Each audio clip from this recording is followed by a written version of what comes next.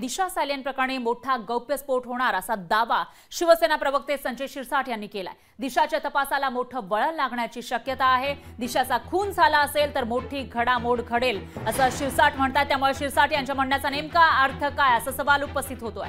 नाना नाणेंच्या वक्तव्यानंतर शिरसाट यांनी मोठा दावा केला आहे। दिशा सालियन प्रकरणामध्ये कोणता धक्कादायक वळण येणार असा सवाल यामुळे उपस्थित होतोय। आतापर्यंत राणे कुटुंबीय फक्त यावरून निशाणा साधत होते आणि आता तर संजय शिरसाट यांनीही याविषयी वक्तव्य केलं आहे। दिशा सालियन 2020 मध्ये जिने आत्महत्या केली किंवा तिचे या ठिकाणी तिचा मृत्यू झालेला होता, पण मर्डर झाल्याचा आरोप सुद्धा करण्यात आला होता आणि त्याच प्रकरणामध्ये आता हे प्रकरण मोठं वळण घेणार असल्याचा दावा केला जातोय। त्यामुळे शिवसेनेचे नेते संजय शिरसाट यांच्या म्हणण्याचा नेमका अर्थ काय आणि दिशा सालियन प्रकरण आता नेमकं काय वळण घेणार याकडे सगळ्यांचं लक्ष लागलंय।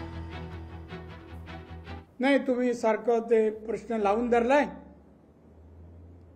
सालियनचा वगैरे।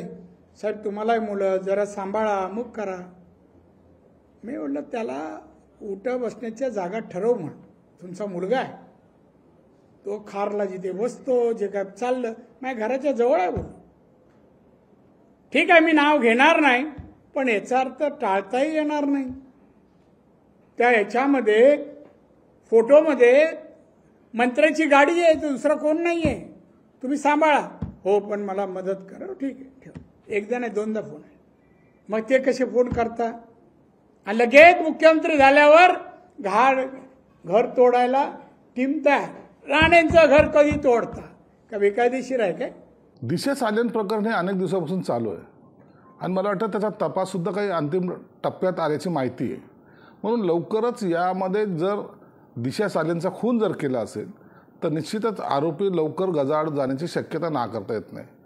मला वाटतं या सर्व बाबीचा उलगडा काही दिवसाच्या नंतर आपल्याला पाहायला मिळेल। जर त्याचा खून जर असेल, ते जर प्रूव्ह होत असेल तर निश्चित मोठी घडामोड आहे आणि मग यामध्ये कोण कोण अडकलेले आहेत, कोण कोण त्याच्याबरोबर आहेत, त्या सर्वांची नावं येतील। ज्या मोठ्या राजकीय नेत्यांची नावं याच्यात येत आहेत, कदाचित त्यांचे सुद्धा अडकण्याची शक्यता नाकारता येत नाही। लोकशाही मराठी ऐका, पहा, जागरूक रहा।